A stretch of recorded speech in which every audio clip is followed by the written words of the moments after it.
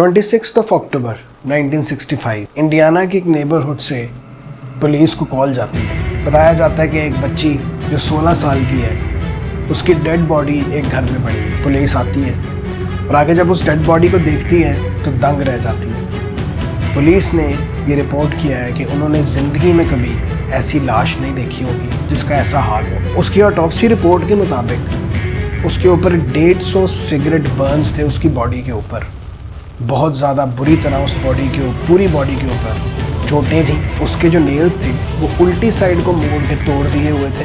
उसको बहुत ज़्यादा कट्स लगे हुए थे, बहुत ज़्यादा ब्रूजेस थे, नर्व डैमेज था, मसल डैमेज था और सबसे अजीब बात कि उसकी बेली के ऊपर लिखा हुआ था I am a prostitute and proud of it, और एक डिजिट लिखा हुआ था 3। और ये किसी ने किसी मार्कर से या पेन से नहीं लिखा था, ये किसी शार्प ऑब्जेक्ट से उसकी बॉडी के ऊपर चुभा के लिखा गया था। क्या कसूर था इस 16 साल की बच्ची का? क्या ये डिजर्व करती है इसके साथ ऐसा होता? इसके साथ ऐसा किसने किया? किसी ने इससे किसी चीज़ का बदला लिया या कोई गुस्सा था? ये जानेंगे हम आज की इस वीडियो में। ये कहानी है सिल्विया लाइकन्स की।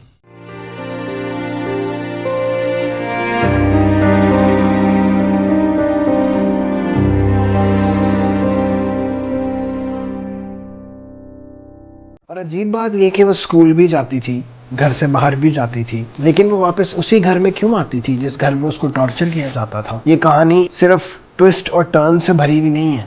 इस कहानी से हमें एक बहुत बड़ा सबक भी मिलता है। सिल्विया लाइकन्स जो 3 जनवरी 1949 में इंडियाना के एक नेबरहुड में पैदा होती है, वो 5 बच्चों में से तीसरे नंबर पर थी। उसके जो पेरेंट्स थे वो कार्निवल वर्कर्स थे।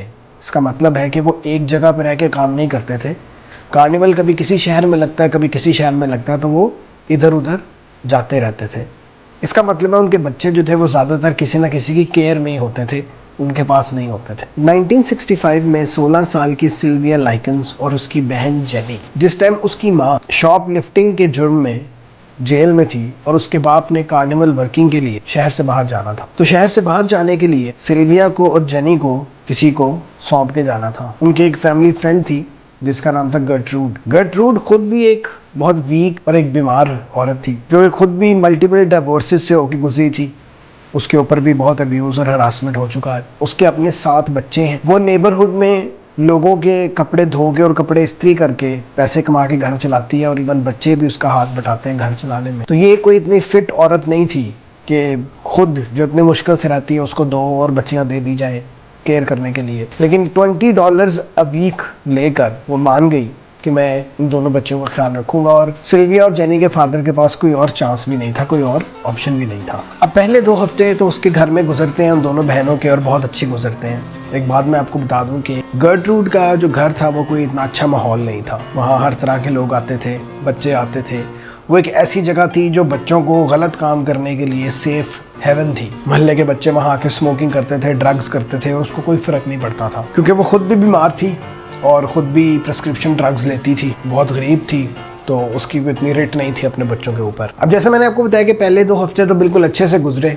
सिल्विया और जेनी को बहुत अच्छे से ट्रीटमेंट दिया गया। लेकिन जैसे ही उसके फादर की पेमेंट लेट हुई जो सिल्विया और जेनी के लिए वो देता था हर हफ्ते, तो एकदम से गर्ट्रूड को पता नहीं क्या हुआ और उसने बोला कि I have been taking care of you 2 bitches for 2 weeks for nothing. और उसने सिल्विया और जेनी के मुंह पे थूक दिया। उन दोनों को उसने बेंड ओवर करने का कहा और फिर उनको बेल्ट से मारा। ये बात बहुत अजीब थी। सिल्विया को और जेनी को भी बहुत अजीब लगी, लेकिन सिल्विया को नहीं पता था कि ये तो सिर्फ शुरुआत है। गर्ट्रूड की एक बेटी थी पॉला, जो खुद 17 ईयर्स की थी और प्रेग्नेंट थी। वो सिल्विया से बहुत जेलस थी। वो इसलिए जेलस थी क्योंकि सिल्विया बहुत खूबसूरत थी और स्कूल में भी उसको ज़्यादा इंपॉर्टेंस मिलती थी।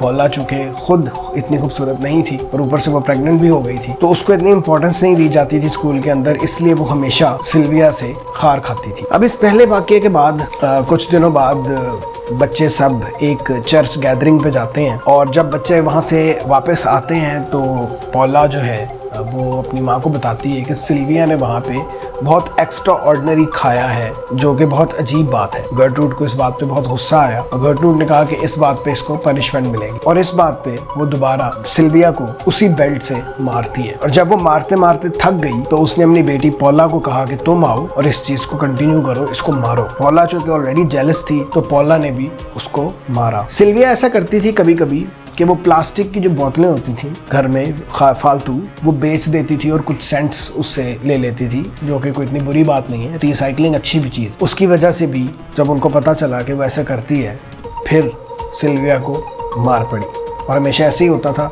कि वो उसको मारती थी और जब थक जाती थी तो पॉला को कहती थी कि तुम मारो, तो पॉला मारती थी। इवन यहाँ तक हमें पता चला ट्रायल में कि वो सिल्विया की बहन जेनी से भी कहती थी कि तुम भी इसको मारो वरना तुम्हारी बारी है अगली, तो मजबूरन उसको भी मारना पड़ता था। जेनी जो थी वो बेचारी, उसको पोलियो था सिल्विया की बहन को, इसलिए वो लिम्प करती थी, थोड़ा सा उसकी टांग में मसला था और वो इतनी कॉन्फिडेंट भी नहीं थी, बहुत खामोश और चुप चुप रहने वाली लड़की थी, इसलिए वो ज़्यादातर कुछ कर भी नहीं सकी। अब आहिस्ता आहिस्ता ये बीटिंग्स, ये मारपीट बढ़ती गई और सिल्विया को उन्होंने प्रॉपर खाना देना भी छोड़ दिया। यहाँ तक हालात आ गए कि सिल्विया स्कूल में बच्चों का बचा हुआ खाना खाती थी। अक्सर जो डस्टबिन होती है जहाँ पे फजूल फालतू खाना फेंक दिया जाता है, वहाँ से निकाल के उसको खाना खाना पड़ता था और अक्सर वो ख़राब खाना भी खा जाती थी। अब प्लास्टिक की बोतलें बेच के जो उसने पैसे इकट्ठे किए थे, एक दफ़ा उसने क्या किया कि उसने एक लोकल कैंडी शॉप पे जाके कुछ कैंडीज़ खरीद के खाई, क्योंकि वो बहुत भूखी रहती थी और उसने काफ़ी अरसे से कुछ फ्रेश नहीं खाया था। जब ये बात घर पता चली तो उस पर इल्ज़ाम लगा दिया गया कि उसने कैंडीज़ चोरी की हैं दुकान से, कि उसके पास तो पैसे ही नहीं होते। अब चूंकि उसके ऊपर चोरी का इल्जाम भी लगाया तो गर्ट्रूड ने कहा कि अब इस बात पे इसको पनिशमेंट तो जरूर मिलनी चाहिए। तो पॉला का जो बॉयफ्रेंड था कोए, उसने मशवरा दिया कि आप एक सॉसेज लें और उसके ऊपर बहुत ज़्यादा तरह तरह के एक्स्ट्रा मिर्चें और मसाले और जो चीज़ें भी हैं उस पर लगाएं और उसको कहें ये खाएं। उन्होंने ऐसा ही किया, वो इकट्ठे हुए, उन्होंने सॉसेज को पकड़ा, उसके ऊपर बहुत ही अजीबोगरीब से मसाले वगैरह जितना कुछ हो सकता था मिर्चें लगाई और ज़बरदस्ती वो सिल्विया को खिलाया। सिल्विया ने उसको खाने के बाद उल्टी कर और उन्होंने फोर्सफुली वो उल्टी भी सिल्विया को खिलाई। उसके कुछ अर्से बाद सिल्विया के स्कूल वालों ने कोई यूनिफॉर्म था जिसको मैंडेटरी कर दिया, उन्होंने कहा कि ये बच्चे ये यूनिफॉर्म जरूर पहन के आएंगे वरना वो स्कूल आना अलाउड नहीं हो। सिल्विया को चूंकि पैसे नहीं मिले उसके लिए, तो सिल्विया ने किसी न किसी तरह स्कूल के ही लॉकर से वो ड्रेस चोरी कर। जब गर्ट्रूड को ये बात पता चली तो उसको बहुत गुस्सा चढ़ा और उस गुस्से में आके गर्ट्रूड ने उसकी फिंगर टिप्स को आग लगा दी, जला दी उसकी फिंगर टिप्स और उसको मारा, थप्पड़ मारे। और वो क्या करती थी कि वो किसी शार्प ऑब्जेक्ट से उसके बॉडी पे, बाजुओं पे कट्स लगाती थी और वो कट ज़्यादा डीप भी नहीं होते थे ताकि ज़्यादा ब्लड ना निकले, और बाद में नमक लेके उनके ऊपर वो मसलती थी, उसको टॉर्चर करती थी। जैसा मैंने आपको पहले बताया कि गर्ट्रूड खुद एक बहुत वीक औरत थी, उसके अंदर इतना स्टेमिना नहीं था, तो वो अपने बच्चों को कहती थी कि मेरी मदद करो और सिल्विया को टॉर्चर करो। कोए जो पॉला का बॉयफ्रेंड था वो कराटे प्रैक्टिस करने लग गया सिल्विया पे, उसको उठा उठा के दीवारों में मारता था, उसको उठा उठा के ज़मीन पे मारता था और उसको टॉर्चर करता था। और पॉला जो चूँकि वैसी जेलस थी तो वो भी टेक पार्ट करती थी और ख़ुद भी टॉर्चर करती थी। फिर उन्होंने क्या किया कि उन्होंने सिल्विया को एक ऐश ट्रे बना लिया। बच्चे सिगरेट पीते थे और आगे उसकी बॉडी के ऊपर लगा के वो सिगरेट बुझाते थे। कभी वो उसको पकड़ के सीढ़ियों से नीचे फेंक देते थे, कभी वो उसको चीज़ों से, शार्प ऑब्जेक्ट से कट्स लगाते थे। और फिर ये सारा कुछ करने के बाद गर्ट्रूड कहती थी कि इसको इसके गुनाहों से माफ़ी दिलवाने के लिए इसको वॉश करना है, तो वो उसको एक बहुत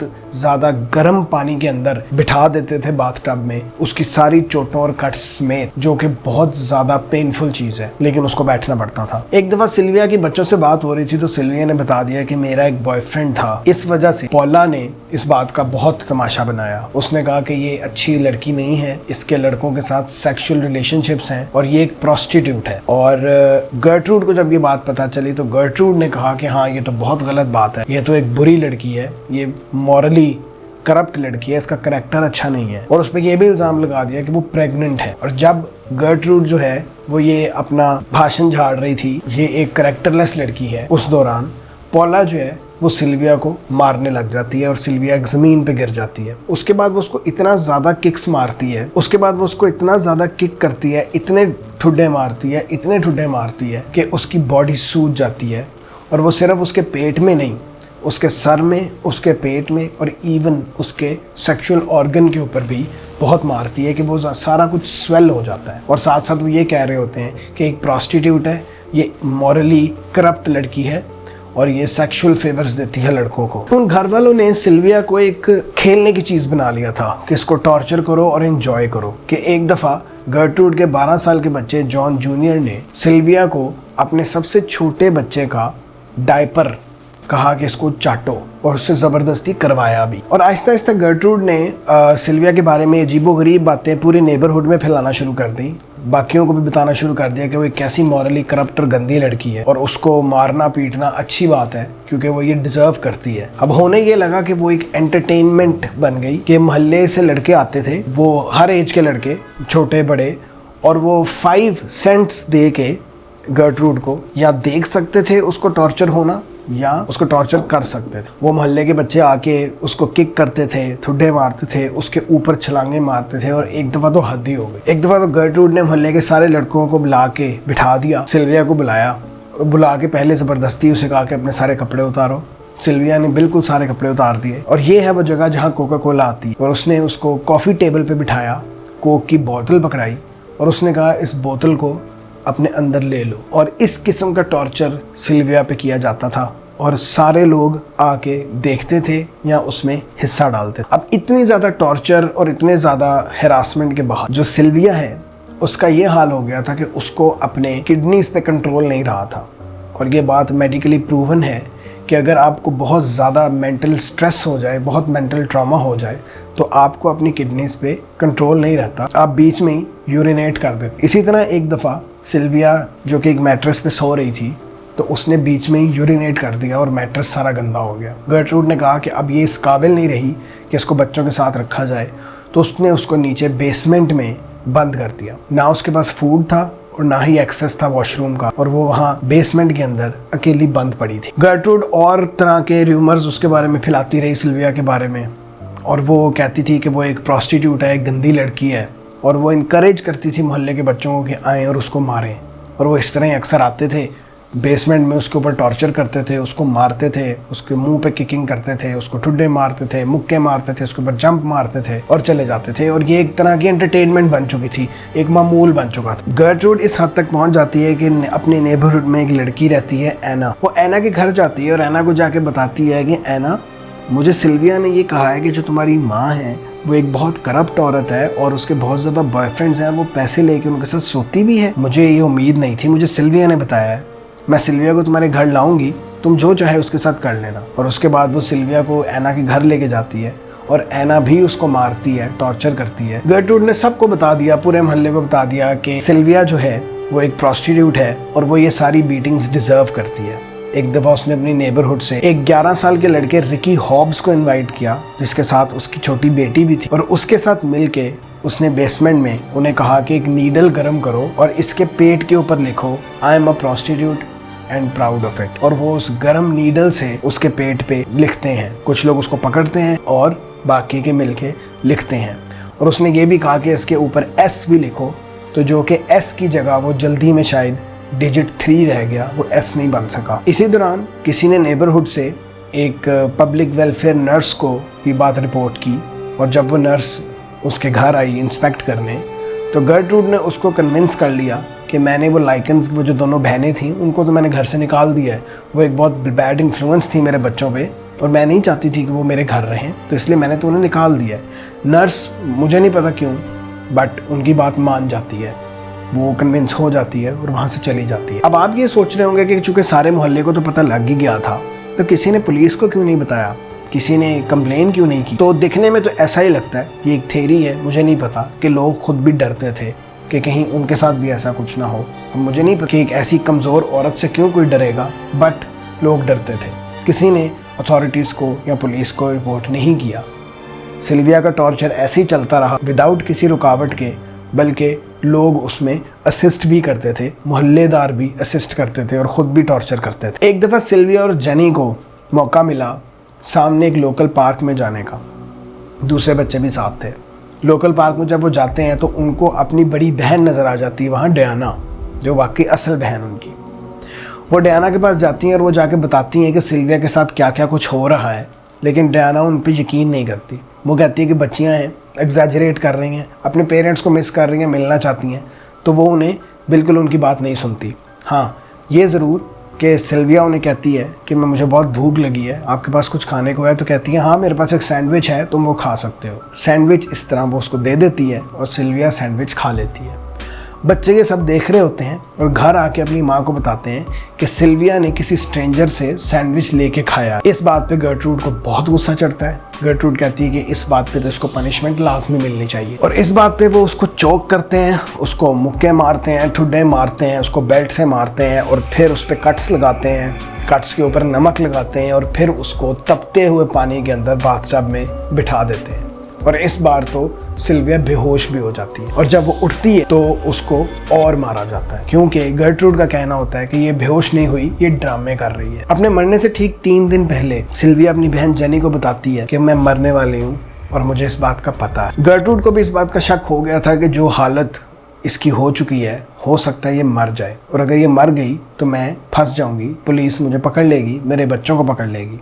तो वो क्या करती है कि वो ज़बरदस्ती सिल्विया से एक लेटर लिखवाती है और उस लेटर में वो ये लिखवाती है उससे कि मैं बहुत अफसोस के साथ ये लेटर लिख रही हूँ कि कुछ लड़के थे जिनको मैं सेक्सुअल फेवर्स देती थी और मैं उनके साथ घर से भाग गई थी, उन्होंने मुझे मारा है और उन्होंने ही मेरे पेट पे लिखा है I am prostitute and proud of it, और ये जो कुछ किया है उन्हीं लड़कों ने किया है। ये लेटर लिखवाने का मकसद ये था कि कल को अगर कोई बात शक होती है, कि कल को अगर कोई शक होता है गर्ट्रूड पे, तो वो ये लेटर दिखा के अथॉरिटीज़ को बरी ज़िम्मा हो जाएगी। और उसके बाद वो ये प्लान करती है, अपने बच्चों को बताती है कि हम सिल्विया को फॉरेस्ट में जाके अकेला छोड़ाएंगे और वहाँ वो खुद ही मर जाएगी। जब अथॉरिटीज़ से उसकी बॉडी मिलेगी तो हम बता देंगे कि हमें ये लेटर मिला था उसकी तरफ से। ये बात सिल्विया भी सुन लेती है और वो एस्केप करने का प्लान बनाती है। अब वो खुद इतनी मेल न्यूट्रिशन और इतनी ज़्यादा टॉर्चर्ड और वीक हो चुकी थी कि वो बेचारी अभी फ्रंट डोर ही क्रॉस करती है कि उसको गर्ट्रूड पकड़ लेती है और पॉला के बॉयफ्रेंड कोए के साथ मिलके वो उसको कर्टन रॉड से मारती है। और रिपोर्ट्स बताती हैं कि उसको इतना मारते हैं कर्टन रॉड से, वो इतना मारते हैं कि कर्टन रॉड 90 डिग्री के एंगल पे मुड़ जाता है। बेसमेंट में फेंकने के बाद सारे बच्चे नीचे जाते हैं और दोबारा उसको वहाँ भी मारते हैं। वो इस कदर टॉर्चर सह सह के वो एक अजीब सी स्टेट में चली जाती है कि वो ऐसे मुंह से लफ्ज़ निकालने लग जाती है जिनका कोई मतलब नहीं, और बिल्कुल अनकॉन्शियस हो जाती है। स्टेफनी, जो कि गर्ट्रूड की दूसरे नंबर पे सबसे बड़ी बेटी थी, वो जाती है बेसमेंट में और जाके सिल्विया को कहती है कि आओ मैं तुम्हें बाथ देती हूँ, वार्म बाथ, मेरे साथ आओ। सिल्विया उठने की कोशिश करती है, ऊपर जाने की कोशिश कर ही रही होती है कि एकदम से वो गिर जाती है। और थोड़े देर बाद जब दरवाज़ा खुलता है बेसमेंट का और बच्चे आके देखते हैं तो सिल्विया की डेड बॉडी स्टेफनी के हाथों में होती है। 26 अक्टूबर 1965 सिल्विया की ब्रेन हेमरेज से डेथ हो जाती है। गर्ट्रूड अब पैनिक हो जाती है, घबरा जाती है, लेकिन वो साथ ही एक मोहल्लेदार लड़के जो उधर उनके साथ ही होता है उसको कहती है कि तुम पुलिस को कॉल करो।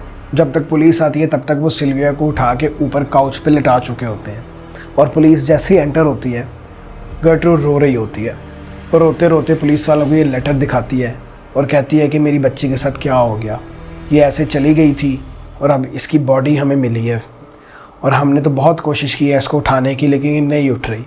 और गर्ट्रूड ने सिल्विया की बहन जेनी को भी धमकी दे दी होती है कि तुमने भी हमारे साथ कोऑपरेट करना है, वरना सिल्विया के बाद तुम्हारी बारी होगी। अब सारे घर में बहुत रोना धोना पड़ा होता है। पुलिस जो है वो काफ़ी कन्विंस हो जाती है कि शायद ये सच ही बोल रहे हैं। सारी बहुत परेशान है। पॉला भी वहाँ होती है, स्टेफनी भी वहाँ होती है, हॉब्स एक नेबरहुड का लड़का वो भी वहाँ होता है, कोई भी वहाँ होता है, जेनी भी वहाँ होती है जो उसकी अपनी बहन थी। तो पुलिस ये सोचती है कि क्या वाकई ठीक कह रहे हैं और ऐसा ही कुछ हुआ है, और चूँकि जो लेटर है वो भी बच्ची की अपनी हैंड राइटिंग में लिखा हुआ है तो ऐसा ही हुआ होगा।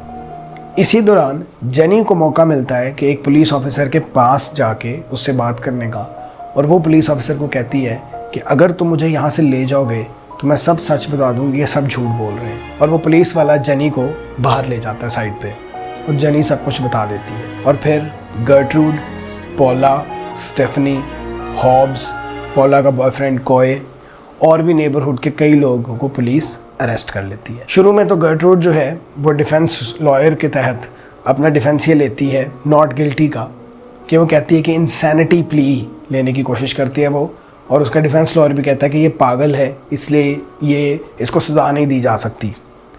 और जो हाल सिल्विया की बॉडी का था, काफ़ी लोग यही समझ रहे थे कि कोई पागल ही ऐसे कर सकता है, कोई आम इंसान इस कदर टॉर्चर नहीं कर सकता। लेकिन मई 1966 गर्ट्रूड को फर्स्ट डिग्री मर्डर के तहत चार्ज कर दिया जाता है और लाइफ इम्प्रिजनमेंट हो जाती है। उसकी बेटी पॉला को सेकंड डिग्री मर्डर के ऊपर चार्ज किया जाता है और 7 साल की सज़ा हो जाती है। कुछ बच्चे उनमें से अरेस्ट हुए हुए इतने छोटे थे कि उनको कोई सज़ा नहीं दी जाती, उनको वैसे ही छोड़ दिया जाता है कि ये बहुत छोटे हैं सज़ा के लिए। जो कोय था, पॉला का बॉयफ्रेंड, उसको भी 7 साल की सज़ा होती है। हॉब्स जो एक नेबरहुड का लड़का था, उसको भी 7 साल की सज़ा होती है।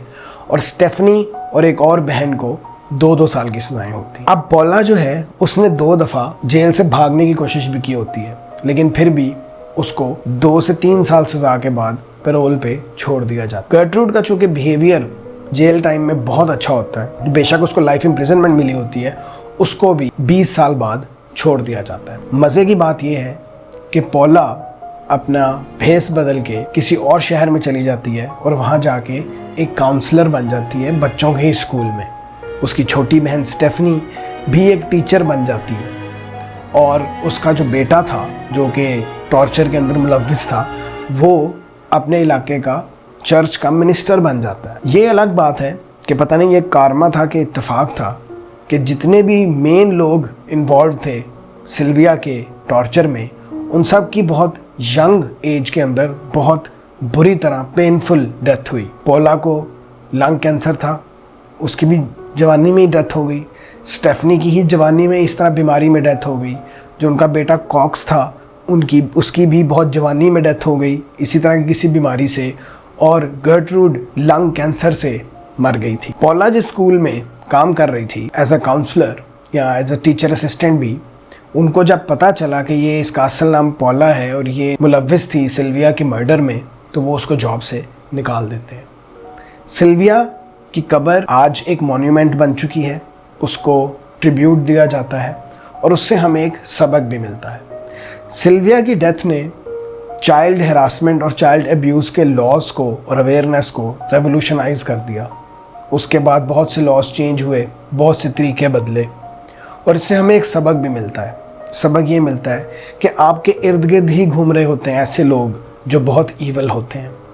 इसलिए कभी भी अपने बच्चों की बात को रायगा ना जाने दें। अगर आपका बच्चा आपको कुछ बताने की कोशिश कर रहा है तो उसकी बात ध्यान से सुने और अंडरस्टैंड करने की कोशिश करें कि वो क्या कहना चाह रहा है। शायद सिल्विया की बात भी कोई सुन लेता, उसकी बहन ही सुन लेती, तो आज सिल्विया के साथ ऐसा ना हुआ होता। ऐसी बहुत सी सिल्वियाज होंगी इस दुनिया में जो लोगों को बहुत कुछ बताना चाहती होंगी, लेकिन लोग उनकी बात सुनते ही नहीं होंगे क्योंकि वो बच्चे हैं। इसलिए बच्चों की बात ध्यान से सुना करें, अपने इर्द गिर्द का ख्याल रखें, देखें कि अगर कोई केस है, कोई भी सस्पिशन आपको नज़र आती है तो जितनी जल्दी हो सके अथॉरिटीज़ को बताएं और अपना ख्याल रखें। मैं मिलूँगा आपसे अगली स्टोरी पे। सी यू।